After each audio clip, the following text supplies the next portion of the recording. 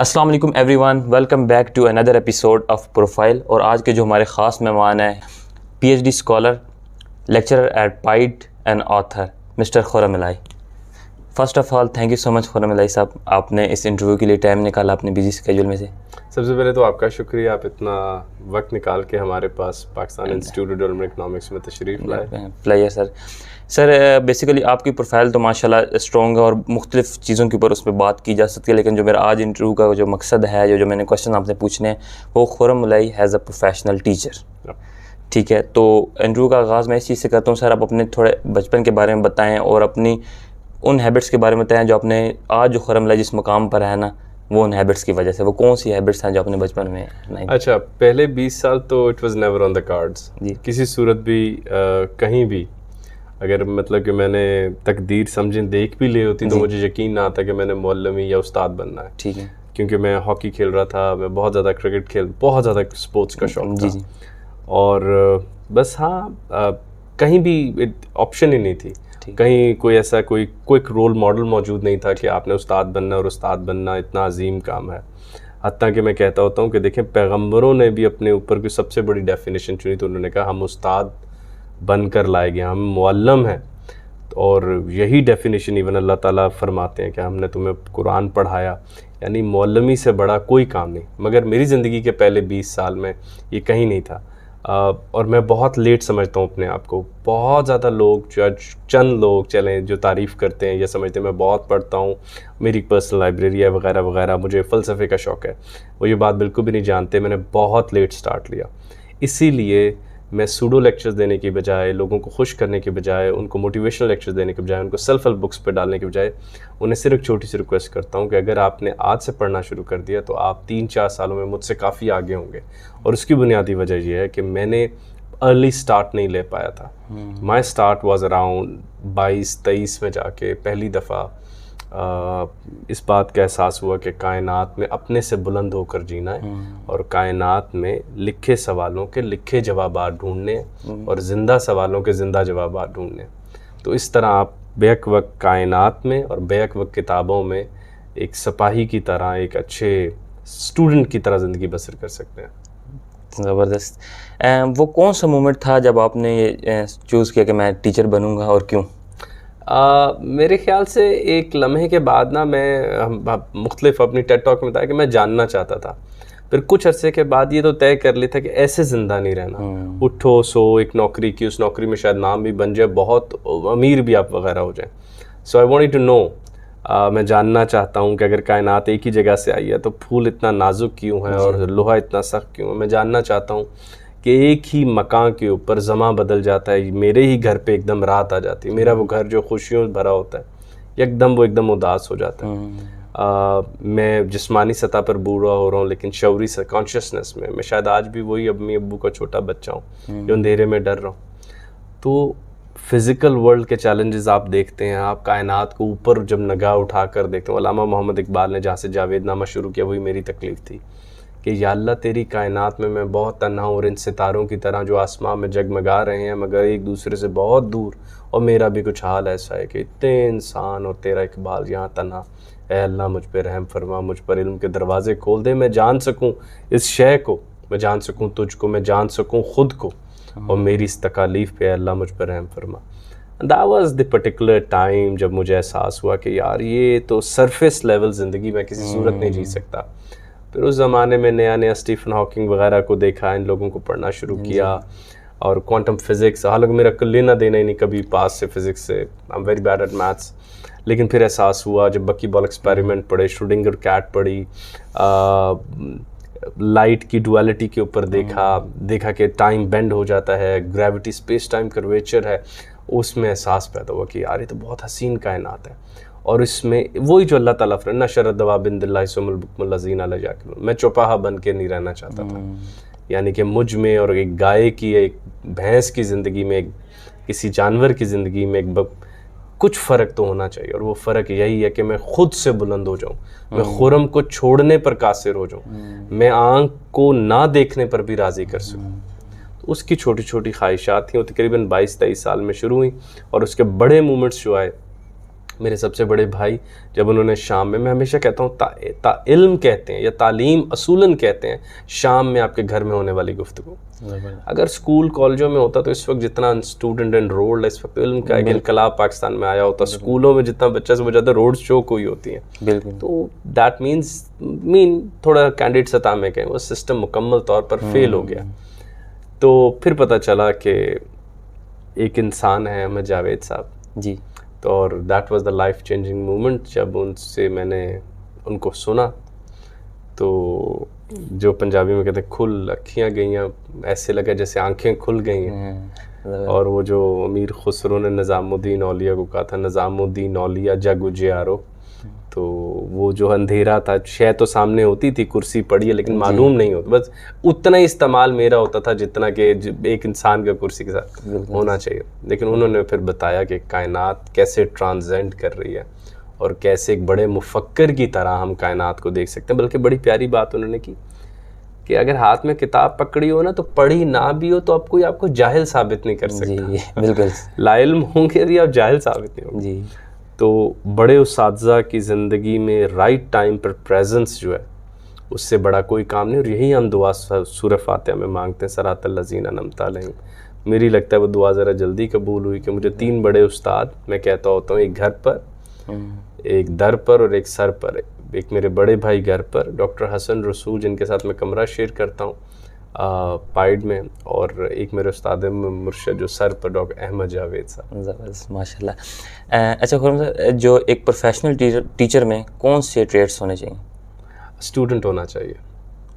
Professional teacher एक अच्छा उस्ताद फ़कत तालिब इल्म होता है। जी, ज़बरदस्त। अच्छा खुर्रम सर, एक चीज़ मैं आपसे पूछता हूँ कि टीचर किस तरह डिफरेंट होता है एक मेंटोर से, ट्रेनर से और कोच से? पहले तो आप ये पूछेंगे यूनान में फ़लसफ़ी और सोफिस्ट में क्या फ़र्क आया था। वही अगर आप समझ लेंगे तो आज सिर्फ वो नॉमेनक्लेचर। फ़लसफ़ी वो थे जो इल्म का हुब रखते थे, इल्म की तलब में पागल हुए फिरते थे, कायनात के राज जो है वो दुनिया के सामने रखना चाहते थे। फीसागोरस देखे मिस्र तक गया सिर्फ ये सीखने के कायनात को मैं कैसे नाप सकता हूँ। मैं भी आपको गया, हम इसी की बात करते हैं। वो साउंड्स में इंटरेस्टेड हुआ, म्यूज़िक में इंटरेस्टेड हुआ। अफलातून आंखों के साथ कायनात देख रहे और कह रहे कि कायनात हकीकी नहीं हो सकती, इसमें तगय्युर है। अगर तगय्युर है तो मैं कैसे कह सकता हूँ कि माजी का इल्म इस वक्त भी है।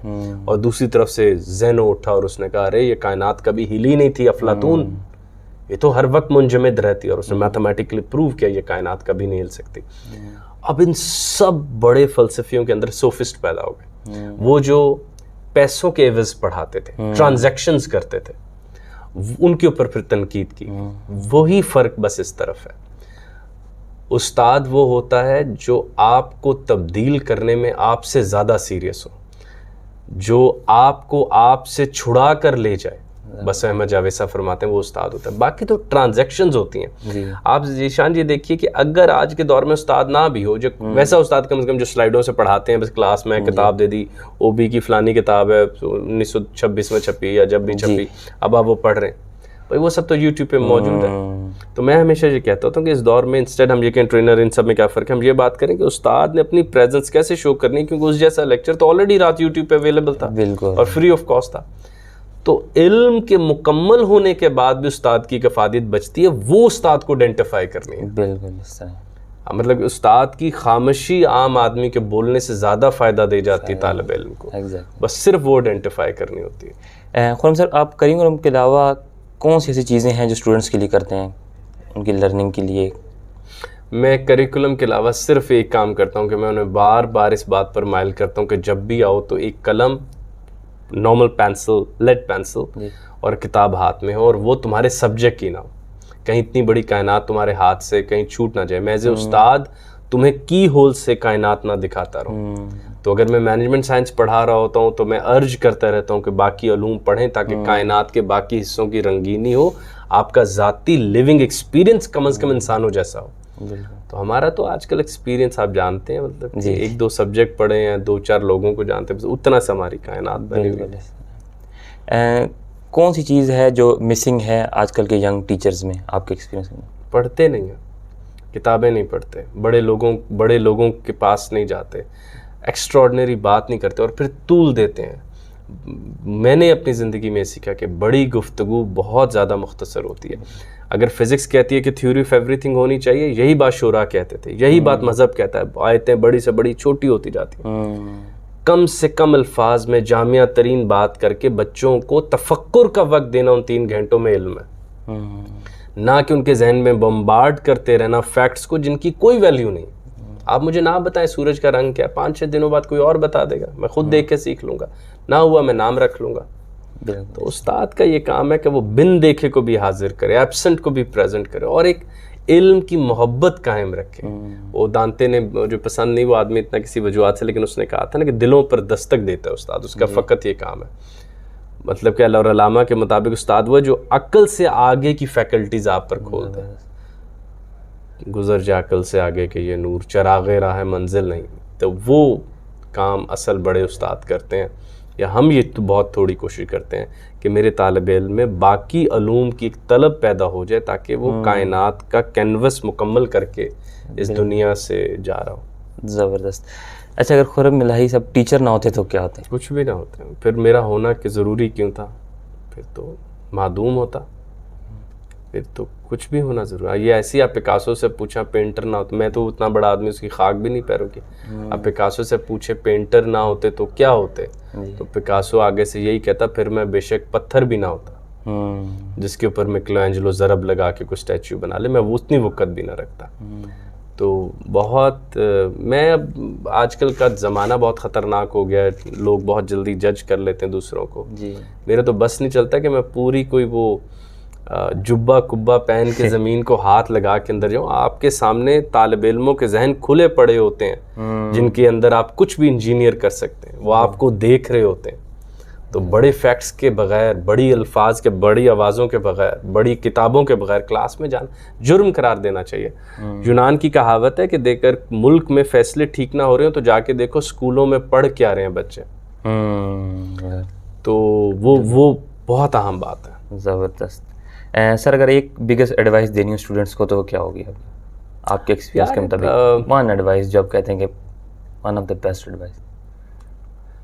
किसी बड़े आदमी की सोबत इख्तियार करें, मेंटोर लाजमन चूज करना। अच्छा, अब ये मतलब मेंटोर से बड़ा लफ्ज़ है मुर्शद या बड़ा आदमी दरियाफ्त करें। अब ये भी जैसे मेंटोर और गुरु, ये भी ऐसे जैसे मार्केट वर्ड्स बनाते ना, अच्छे नहीं लगते जी। ऐसे तो को बड़ा आदमी दरियाफ्त करें। वो जैसे रूमी को तब्रेज़ मिले थे, तो अपना अपना तब्रेज़ जल्द अज जल्द ढूंढें ताकि आपके अंदर छुपा हुआ रूमी जल्द बाहर आ जाए। वरना वक्त फिसल रहा है, कायनात खुद अंधेरे और घाटे की तरफ बढ़ रही है, अपने अख्ताम पर बढ़ रही है। आप वाहिद उम्मीद हैं इस कायनात को ज़िंदा रखने की। आप हैं वो आवाज़ कुन जिसकी वजह से नामुकम्मल कायनात आज भी ज़िंदा है। और अगर आप भी आम ज़िंदगी पर राज़ी होगे तो इस कायनात को कोई ना बचा पाएगा।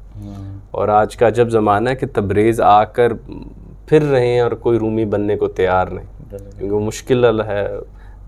पहले के पढ़े को छोड़ना पड़ेगा, अपने अलूम से बाहर पढ़ना पड़ेगा, और वो अलूम पढ़ने पड़ेंगे जिनकी शायद कोई मॉनेटरी वैल्यू ना हो, कोई जॉब्स वगैरह के लिए ना हो।